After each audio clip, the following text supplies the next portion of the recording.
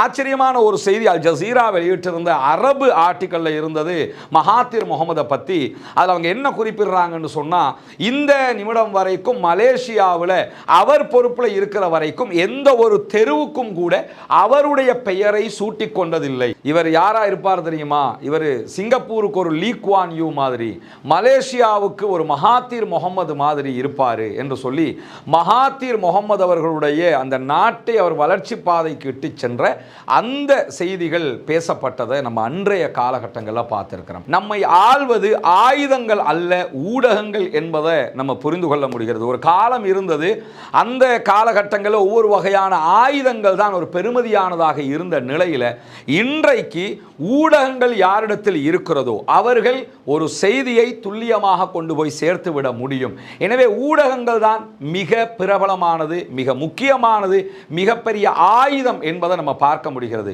அவர் தன்னுடைய இறுதி காலகட்டத்தில் தைரியமாக எதிர்கொண்ட ஒரு அரசியல் நெருக்கடி தான் டாக்டர் ஜாக்கிர் நாயக் அவர்களை தன்னுடைய நாட்டினுடைய பிரஜா உரிமையை கொடுத்து தக்க வைத்துக் கொண்டது. தற்போது 100 வயதுகளை எட்டக்கூடிய ஒருவர் தன்னுடைய 100வது வயதிலே ஒரு புத்தகம் எழுதுகிறார். The struggle continues for a new Malaysia என்கிற ஒரு புத்தகம். டாக்டர் மகாத்திர் முகமது அவர்களுடைய இறுதி காலகட்டம் என்பது தவிர்க்க முடியாத அரசியல் பிழையாக மாறிவிட்டது என்பதை நம்ம ஒத்துக்கொள்ளணும். காரணம் என்னன்னா,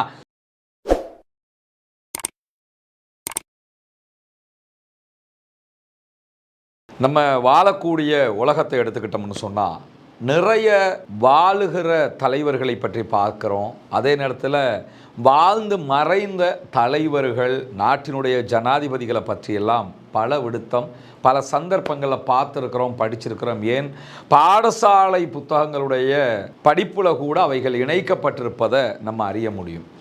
அந்த வகையில் நீங்கள் பார்த்தீங்கன்னு சொன்னால், இலங்கையினுடைய தேர்தல் பிரச்சாரங்கள் காலகட்டங்களில் பல தடவை உச்சரிக்கப்படுகிற ஒரு பெயராக யார் இருப்பார் என்று சொன்னால், மலேசியாவினுடைய முன்னாள் பிரதமர் டாக்டர் மகாத்திர் முகமது அவர்கள். டாக்டர் மகாத்திர் முகமது அவங்க இலங்கை மக்களுக்கு மத்தியில் ஓவராகவே பேசப்பட்ட ஒரு சந்தர்ப்பம் எதுவாக இருந்தது என்று சொன்னால், நமக்கு தெரியும் மைத்திரிபால சிறிசேனவினுடைய ஆட்சி முடிந்து 2019 மஹிந்த ராஜபக்ஷவினுடைய குடும்பம் மீண்டும் கோலோச்சுகிற காலம் அது.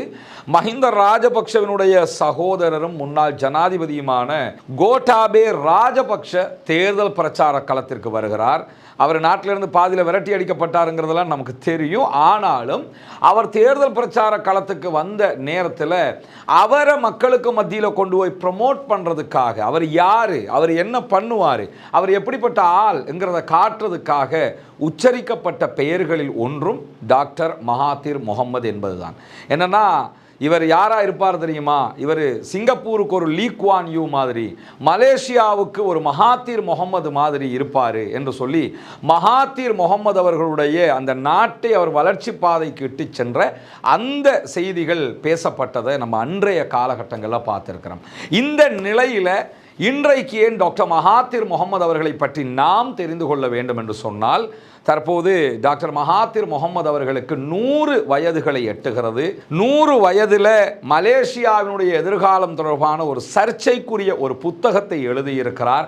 அந்த புத்தகம் ஓரிரு நாட்களில் வெளியாகவும் இருக்கக்கூடிய நேரத்தில் தான் டாக்டர் மகாத்திர் முகமது யார், அவருடைய பின்புலம் என்ன, அவர் செய்த மிக முக்கியமான செயல்பாடுகள் என்ன என்பதைத்தான் இந்த வீடியோவில் நாம் தெரிந்து கொள்ள இருக்கிறோம். ஏக இறைவனுடைய அமைதியும் கருணையும் நம் அனைவர் மீதும் உண்டாகட்டுமாக. அஸ்ஸலாமு அலைக்கும் வரஹ்மத்துல்லாஹி வபரகாத்துஹு. டாக்டர் மகாத்திர் முகமது இவர் ஒரு முக்கியமான கருத்துக்காக உலக அளவில் ஃபேமஸாக பேசப்படக்கூடிய ஒருவர். சில கருத்துக்கள் திரும்ப திரும்ப நம்ம பேசுவோம், அதை யார் சொல்லி இருப்பார் என்பது கூட புரியாமல் பேசுவோம். உதாரணமாக, நீ என்ன ஆயுதத்தை எடுக்க வேண்டும் என்பதை உனது எதிரியே தீர்மானிக்கிறான் என்று சொன்னான் ஹிட்லர். ஹிட்லருடைய இந்த கருத்து இன்று வரைக்கும் நமக்கு மத்தியில் பேசப்படக்கூடிய ஒன்றாக இருக்கும். என்ன ஒன்றை செய்கிறதா இருந்தாலும் உன் எதிரி ஒன்றை முடிவெடுக்கிற மாதிரி இருந்துடாத, நீயா எந்த முடிவைனாலும் எடுத்துக்க என்று சொல்வதற்கு அந்த கருத்தை பயன்படுத்துவார்கள். அதே மாதிரி கோயப்பல்ஸ் தத்துவம் என்று சொல்லுவாங்க.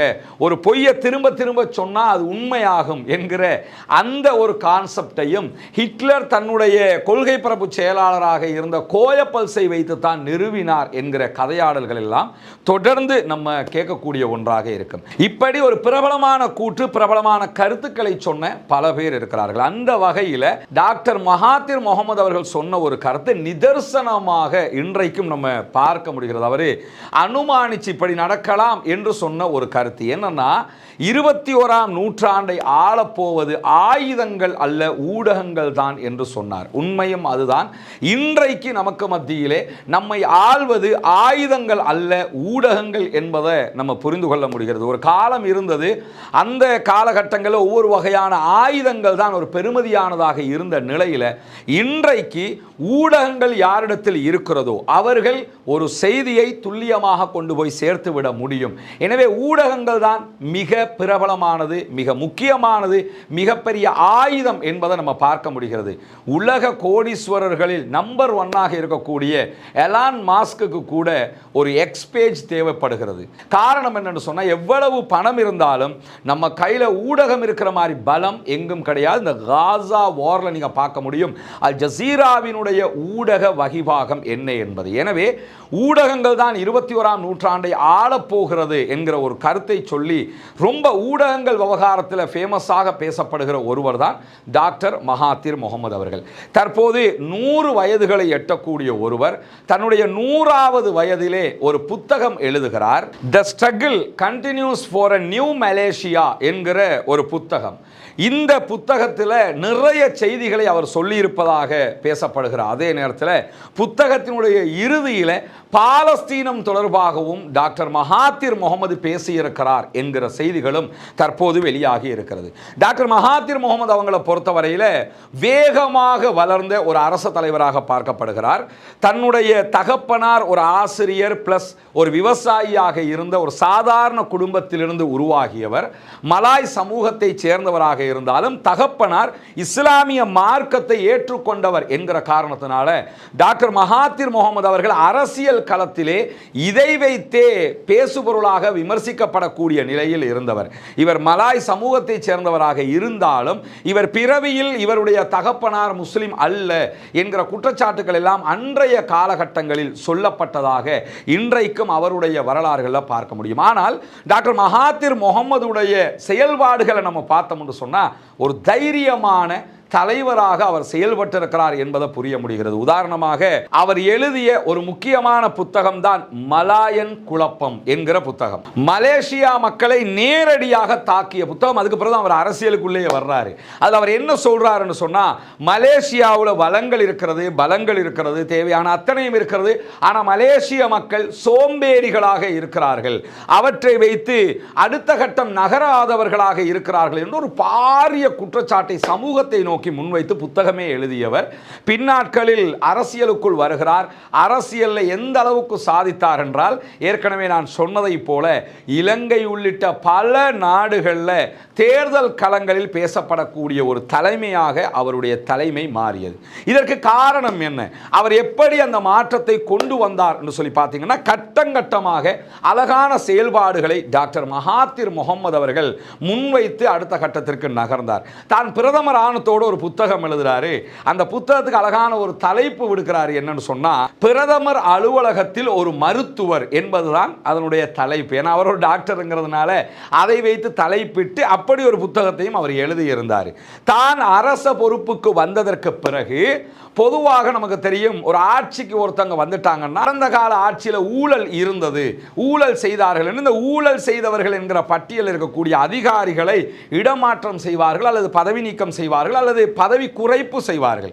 ஆனால் டாக்டர் மகாதிர் முகமது என்ன பண்ணாருன்னா, ஆட்சிக்கு வந்ததில் இருந்து எந்த ஒரு அதிகாரிகளையும் இடமாற்றம் செய்யாமல், அவர்களை பதவி நீக்கம் செய்யாமல், பதவி குறைப்பும் செய்யாமல் அவர்களை அதே இடத்தில் வைத்தார். அதை பத்திரிகையாளர்கள் அவங்கள்ட்ட கேட்குறாங்க, நீங்கள் ஆட்சிக்கு வந்திருக்கிறீங்க, ஆனால் ஊழல் செய்தவர்களை கூட நீங்கள் இடம் மாற்றாமல் வைத்து கொண்டிருக்கிறீர்களே என்று சொல்லும்போது அவர் சொன்னார்னா, இடம் மாற்றிட்டா மட்டும் ஊழல் பண்ணாமல் இருந்துட போறானா? எனவே எதிரியாக வைத்து அவர்களை வேலையை எதிர்பார்ப்பதை விட அவர்களிடத்தில் எப்படி வேலை வாங்கலாம், அவர்களை எப்படி நண்பராக்கலாம் என்பதுதான் என்னுடைய பாணி என்றார். அதற்கு ஒரு அழகான ஒரு உதாரணம் என்ன சொன்னார்னா, ஹிரோஷிமா நாகசாகியில எல்லாம் அமெரிக்கா குண்டு போட்ட நேரத்தில் ஜப்பான் என்ன பண்ணாங்கன்னு சொன்னா பேர்ல் ஹார்பர் மேல தாக்குதல்களை நடத்தினாங்க. ஜப்பான் செய்த நம்பர் 1 முட்டாள்தனம் பேர்ல் ஹார்பர் மேல தாக்குதல் நடத்தியது. காரணம் என்னன்னு சொன்னா, நமக்கு ஒரு எதிரி இருக்கிறார் என்றால் அந்த எதிரியை சமாளிப்பதற்கு முன்பதாக புதியதொரு எதிரியை நாம் உண்டாக்கிவிடக் கூடாது. முடிந்த வரைக்கும் உங்கள் வாழ்க்கையில் எதிரிகளை குறைத்து கொண்டு வாருங்கள் என்று சொல்லி ஆட்சியாளர்களுக்கு ஒரு அறிவுரை சொன்னால், ஆட்சியாளர்களுக்கு மட்டுமல்ல லைஃப் ஸ்டைலே நம்ம அதை பார்க்க முடியும். எதிரிகளை முடிஞ்ச வரைக்கும் குறைச்சிக்கிட்டு அவர்களுக்கு எப்படி நம்மளை தெளிவூட்டலாம்னு நினைச்சிட்டோம்னு சொன்னாலே நிறைய பிரச்சனைகள் தீர்ந்துவிடும். இப்படி ஆட்சிக்கு வந்ததற்கு பிறகு இந்த காரியங்களை செய்தது மட்டுமல்லாம ஆச்சரியமான ஒரு செய்தி அல் ஜசீரா வெளியிட்டிருந்த அரபு ஆர்டிக்கல்ல இருந்தது மகாத்திர் முகமதை பத்தி. அதில் அவங்க என்ன குறிப்பிடுறாங்கன்னு சொன்னா, இந்த நிமிடம் வரைக்கும் மலேசியாவில் அவர் பொறுப்பில் இருக்கிற வரைக்கும் எந்த ஒரு தெருவுக்கும் கூட அவருடைய பெயரை சூட்டிக் கொண்டதில்லை. பொதுவாக அரசியல்வாதிகள் என்ன பண்ணுவாங்க, ஒரு ரோடுக்கு பேர் வச்சுக்கிடுவாங்க அல்லது ஒரு ஏரியாவுக்கு பேர் வச்சுக்கிடுவாங்க. நம்ம நாட்டில் மஹிந்த ராஜபக்ஷ இன்டர்நேஷனல் ஏர்போர்ட் இருக்குது, பண்டாரநாயக்க இன்டர்நேஷனல் ஏர்போர்ட் இருக்குது, மஹிந்த ராஜபக்ஷ கலைக்கூடம் இருக்கிறது. இப்படி ஒவ்வொரு அரசியல்வாதிகள பேரில் ஒவ்வொரு கட்டிடங்களையோ எதையோ அவர்களுடைய பெயரை நிலைநிறுத்தணுங்கிறதுக்காக செய்வாங்க.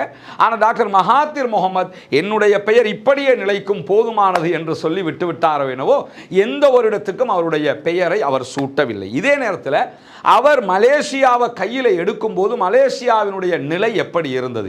தனி மனித வருமானம் என்பது ஆக அடிமட்டத்தில் இருந்த ஒரு நாடு மலேசியா. ஆனால் மலேசியாவுடைய பிரதமராக மகாத்திர் முகமது வந்ததற்கு பிறகு பிரதமராக அவர் இருந்த காலகட்டத்திற்குள்ளாக தனி மனித வருமானம் $1000 இருந்து $16,000 வரைக்கும் உயர்த்தினார் என்கிறது அல் ஜசீராவினுடைய ஆய்வு கட்டுரை. ஒரு நாட்டினுடைய தனி மனித வருமானத்தை இவ்வளவு தூரம் உயர்த்துவது என்பது அசாத்தியமான ஒன்று. அவர் நாட்டை பொறுப்பெடுக்கிற போது நாட்டினுடைய அந்நிய செலாவணியாக இருந்தது வெறும் $3 பில்லியன் அமெரிக்க டாலர்கள். ஆனால் அவர் பதவியில் இருந்து கொடுத்துக்கிட்டு போகும்போது மலேசியாவினுடைய அந்நிய செலாவணியினுடைய மீதி 98 பில்லியன் அமெரிக்க டாலர்கள். நம்ம நாட்டினுடைய இன்னைக்கு நிலைமையை நீங்க எடுத்துக்கிட்டீங்கன்னு சொன்னா கூட வெறும் 4 தொடக்கம் 5 பில்லியன் அளவுக்கு உண்டான கையிருப்பை தான் நம்ம வச்சுக்கிட்டு இருக்கோம். பக்கத்தில் இருக்கக்கூடிய பாகிஸ்தான்ல வெறும் 4 பில்லியன் யூஎஸ்டிகள் தான் அவர்களுடைய அந்நிய செலாவணி கையிருப்பாக இருக்கிறது. அவங்களே ஐஎம்எஃப்க்கு போகிற ஒரு நிலை இருக்குது. ஆனால் மலேசியாவினுடைய பிரதமராக பொறுப்பேற்கும் போது 3 பில்லியன் யூஎஸ்டியாக இருந்த தங்களுடைய நாட்டினுடைய கையிருப்பை தான் பதவியில் இருந்து போகும்போது 98 பில்லியனாக மாற்றிவிட்டு செல்கிறார் மகாத்திர் முகமது. இவர் எப்படி அந்த நாட்டை வலுப்படுத்தினார் என்பதற்கு மிகப்பெரிய ஒரு காரணம் என்னன்னு சொன்னால், பல நாடுகளில் இருந்தும் இன்வெஸ்டர்ஸ்கள் நீங்கள் அங்கே வரலாம், உங்கள் கம்பெனிஸ் ஆரம்பிக்கலாம், உங்களுக்கான வசதி வாய்ப்பு எல்லாமே திறந்து தருகிறோம் என்கிற வாய்ப்புகளை கொடுத்தது மட்டுமல்லாமல் மலேசிய மக்கள் எப்படி முன்னேறுவது, அவர்களை எப்படி முன்னேற்ற பாதைக்கு கொண்டு செல்வது என்பதில் ரொம்ப கவனம் செலுத்தி அவர் எடுத்த ஒரு முடிவுதான் கல்விதான் நமக்கு கை கொடுக்கும். மலேசியாவினுடைய மலாய் மொழியை வைத்துக்கொண்டு நம்ம எதுவும் பண்ண முடியாது. எனவே மலேசியர்கள் முதன்மையாக ஆங்கிலத்தை படிக்க வேண்டும், இரண்டாவதாக அரபி மொழியை படிக்க வேண்டும். அரபு நாடுகளோடு நீங்கள் நிறைய தொடர்புகள் கொண்டு உங்களுடைய கல்வி தகைமையை வைத்துக்கொண்டு நீங்கள் சம்பாதிக்கலாம், உங்களுடைய தொழில்களை முன்னேற்றலாம். அதே நேரத்தில் மேற்கு நாடுகளோடு தொடர்பு கொள்ளணும்னு சொன்னால் உங்களுக்கு ஆங்கிலம் தேவைப்படுகிறது என்கிற கருத்தை விதைத்து அதற்கு அந்த மக்களை ஊக்கப்படுத்தினார். செய்கிற நேரத்தில் ஒரு நாட்டுக்குள்ள என்ன வரும், அதே பிரச்சனை அவருக்கும் வந்தது. என்ன பிரச்சனை? எங்களுடைய தாய்மொழியை விட்டு கொடுப்பதா, தாய்மொழி இல்லாமல் ஒரு நாடா என்று சொல்லி எல்லா நாட்டிலையும் இதை சொல்லுவாங்கல்ல. தமிழ் என்றால் உயிர், சிங்களம் என்றால் உயிர் இப்படின்னு சொல்லி ஒரு தாய்மொழி இருந்ததுன்னு சொன்னால் அந்த தாய்மொழிக்கு முக்கியத்துவம் சொல்லி பேசுவாங்க. அது தாய்மொழியை பாதுகாக்க வேண்டும், தாய்மொழியில் நம்முடைய பரிமாற்றங்கள் செய்யப்பட வேண்டும் என்கிறதுலாம் மாற்று கருத்து இல்லை. அதே நேரத்தில் நம்ம மற்ற மக்களோட தொடர்பு கொள்வதற்கு மற்ற அறிவியலையும் ஆக்கபூர்வமான செயல்பாடுகளை முன்னெடுப்பதற்கு உலகம் ஏற்றுக்கொண்டிருக்கக்கூடிய தற்போதைய பயன்பாட்டில் இருக்கக்கூடிய அந்த மொழியையும் தெரியணுமா இல்லையா? அதை அவர் என்ன செஞ்சார் என்று கேட்டால் அந்த மக்களுக்கு மத்தியில் கொண்டு வந்தது மட்டுமல்லாமல் நிறைய பல்கலைக்கழகங்களை நிறுவினார், கல்வி நிலையங்களை நிறுவினார். குறிப்பாக மகாத்திர் முகமது அவர்களுடைய ஆட்சி காலத்தில் தான் மலேசியாவினுடைய பாராளுமன்றம் நிறைய ஷரியத் சட்டங்களை கொண்டு வந்தது என்று சொல்லலாம். அவங்க மார்க்க அடிப்படையில் ஒரு இஸ்லாமிய நாடு என்று அறிவித்திருக்கக்கூடிய ஒரு நாடு. ஷாஃபி மதுஹபை தான் அவர்களுடைய ஷரியத் லாவாக அவங்க வைத்து கொண்டிருக்கிறாங்க. இந்த ஷரியத் லாவில் நிறைய சட்டங்களை எப்போ பாஸ் பண்ணினாங்கன்னு சொன்னால் டாக்டர் மகாத்திர் முகமது அவங்க பிரைம் மினிஸ்டராக இருக்கிற காலகட்டங்களுக்குள்ளாகத்தான் அவங்க பாஸ் பண்ணி கொண்டது மட்டுமல்லாமல் பெண்களுக்கான கல்வி உரிமை, பெண்களுக்கான கல்வியகங்கள், பெண்களுக்கு தேவையான பல்கலைக்கழகங்கள் என்று பல விவகாரங்களையும் டாக்டர் மகாத்திர் முகமது இதுக்குள்ள உண்டாக்க முடிந்தது. ஆனால் இதை சாதாரணமாக செய்ய முடியலை. அங்கு இருந்த பழமைவாத சிந்தனை கொண்டவர்களோடு அவர் போராடித்தான் இவை அத்தனையும் கொண்டு வரவும் முடிந்தது. இப்படி தன்னிடத்தில் இருந்த வளங்கள் பலங்கள் அத்தனையும் சேர்த்து கொண்டு இந்த காரியங்களை எல்லாம் மிகச்சிறப்பாக முன்னெடுத்தவர். கொண்டு வந்த ஒரு அருமையான திட்டம் என்ன தெரியுமா? ஒரு நாட்டில் நீங்கள் எதுக்கு செலவழிக்கணும், எதுக்கு செலவழிக்க கூடாது என்பதை புரிந்து கொள்ள வேண்டும் என்று சொல்லி ஒவ்வொரு நாடும் இராணுவத்துக்கு உச்சகட்டமான செலவுகளை செய்கிற போது எங்களுடைய நாடு உச்சகட்டமாக எதற்கு செலவழிக்கும் என்றால் கல்விக்குத்தான் செலவழிக்கும் என்று கல்விக்கான பட்ஜெட்டை உயர்த்தியது யார் என்று சொன்னால் டாக்டர் மகாத்திர் முகமது. மலேசியா இன்னைக்கு பேசப்படக்கூடிய ஒரு நாடாக மாறி இருக்குதுன்னா எப்படி மாறி இருக்கிறாங்கிறத நம்ம புரிஞ்சு கொள்ள முடியும். அவ்வளவு கல்வியலாளர்கள் உருவாகுவதற்கு காரணமாக இருந்தவர் டாக்டர் மகாத்திர் முகமது. அவர் கொண்டு வந்த திட்டம் தான் பட்ஜெட்டில் கல்விக்கான தொகையை அதிகரித்தது. குறிப்பாக மலேசியாவினுடைய பட்ஜெட்டில் அவருடைய ஆட்சி காலத்தில் 1/3 மடங்கு கல்விக்காக ஒதுக்கினார். வெளிநாட்டு பட்டப்படிப்புக்காக நிறைய செலவழித்தார். வேண்டிய மாணவர்கள் வெளிநாடுகளில் போய் படிக்கலாம். அதற்கு அரசாங்கமே ஸ்பான்சர் பண்ணும். அங்கே போய் படிச்சுட்டு வாங்க, நாட்டுக்கு வந்து ஒர்க் பண்ணுங்க என்று சொல்லி கல்விக்காக அவர் உருவாக்கிய இந்த திட்டம் இறுதியாக தற்போது இருக்கக்கூடிய மலேசியாவினுடைய பிரைம் மினிஸ்டர் அன்வர் இப்ராஹிமுடைய காலத்தில் 2025ஆம் ஆண்டுக்கான பட்ஜெட்டை நீங்கள் எடுத்துக்கிட்டீங்கன்னா 14 பில்லியன் யூஎஸ்டிகள் கல்விக்காக ஒதுக்கப்பட்டிருக்கிறது. அதெல்லாம் எனக்கு நம்ம நினைச்சு கூட பார்க்க முடியாது. இவ்வளவு ஒதுக்குவாங்களா? நம்ம நாட்டில் உள்ள 14 பில்லியன் ருபீஸில் ஒதுக்கினாலே பெரிய விஷயமாக பார்க்கப்படுகிற நேரங்களில் 14 பில்லியன் யூஎஸ்டி கல்விக்காக பட்ஜெட்டில் ஒதுக்கப்படுகிறது என்று சொன்னால் அந்த நாடு எவ்வளவு கல்விக்கு முக்கியத்துவம் கொடுக்கிறது என்பதை நாம் புரிந்து கொள்ள முடியும். ஒரு சிறுபான்மை சமூகமாக இலங்கையில் வாழக்கூடிய நம்ம கல்வியில் எவ்வளவு முன்னேற்றம் காண வேண்டும், கல்விக்கு நம்ம எவ்வளவு முக்கியத்துவம் கொடுக்க வேண்டும் என்பதற்கு டாக்டர் மகாத்திர் முகமது அவர்களுடைய இந்த செயல்பாடுகளும் மிக முக்கியமானது. இதில் டாக்டர் மகாத்திர் முகமது அவர்களுடைய இறுதி காலகட்டம் என்பது தவிர்க்க முடியாத அரசியல் பிழையாக மாறிவிட்டது என்பதை நம்ம ஒத்துக்கொள்ளணும். காரணம் என்னன்னா, எல்லா தேர்தல்களிலும் வெற்றி வாகை சூடிக்கொண்டு வந்தவர் கடைசி தேர்தலில் போட்டியிடாமலே இருந்திருக்கலாம். தன்னுடைய 90 வயதுகளை எல்லாம் தாண்டியதற்கு பிறகு ஏன் தேர்தலுக்கு வர வேண்டும் என்கிற ஒரு கேள்வி இருந்தது. ஆனால் நாட்டை அடுத்த கட்டம் கொண்டு போவதற்கு ஒரு தலைவர் வேண்டும் என்ற அந்த இடைவெளியை நிரப்ப போறேன் என்று சொல்லித்தான் அவர் வந்தார். ஆனால் அவர் போட்டியிட்ட அவருடைய கட்சி எல்லா இடங்களிலும் தோல்வி கண்டது மட்டுமல்லாமல் அவர் போட்டியிட்ட சீட்லேயே அவர் என்ன பண்ணார்னா படுதோல்வி அடைந்தார். 4வது இடத்திற்கு தள்ளப்பட்டார். காரணம் என்னவாக இருக்கும்னா, காலம் முடிஞ்சிருச்சு, நாட்டுக்கு தேவையான ஆலோசனைகளோடு நீங்க ஒதுங்கி இருந்திருக்கணும் என்பதுதான் மக்களுடைய பார்வையாக இருந்தது. ஆனால் அவர் மீது கொண்ட பாசமும் அன்பும் மரியாதையும் அந்த மக்களுக்கு இந்த நிமிடம் வரை குறையவில்லை. இதுல டாக்டர் மகாத்திர் முகமது அவங்க சந்திச்ச பல அரசியல் நெருக்கடிகள் இருக்கிறது, இல்லாமல் இல்லை. அதில் உச்சகட்டமான அரசியல் நெருக்கடி, சர்வதேச நெருக்கடியாக அவர் ஒரு சிலதை சந்தித்தார். குறிப்பாக நீங்கள் எடுத்துக்கிட்டிங்கன்னா F-16 வகையான போர் விமானங்கள் பாகிஸ்தானில் இருக்குது, பஹ்ரைனில் இருக்குது, அதே போன்று மலேசியாவிடத்தில் இருந்தது. மலேசியாவிடத்தில் இருந்த, அமெரிக்காவில் இருந்து வாங்கி இருந்த F-16 வகையான விமானங்களை மீண்டும் ஒப்படைத்தார் மகாத்திர் முகமது. ஆச்சரியமாக இருக்குதுல்ல, ஏன் ஒப்படைச்சாருங்கிற ஒரு கேள்வி வரும்ல. அதுக்கு ஒரு காரணம் என்னன்னா, பாகிஸ்தானில் F-16 வகையான விமானங்கள் இருக்கிறது. உலகத்தில் மிக வேகமான குண்டுவீச்சு விமானங்களில் F-16 வகையான விமானங்களும் F-35 விமானங்களும் தான் பயன்படுத்தப்படும். இப்போ கடைசியாக நடந்த வாரில் கூட நீங்கள் எடுத்துக்கிட்டிங்கன்னா ஈரான் மீது இஸ்ரேல் நடத்திய தாக்குதல், அல்லது யமன் மீது இஸ்ரேல் அமெரிக்கா நடத்திய தாக்குதல்கள் எல்லாமே F-35 விமானங்களையும் F-16 வகையான விமானங்களையும் கொண்டு தான் நடத்தப்பட்டது.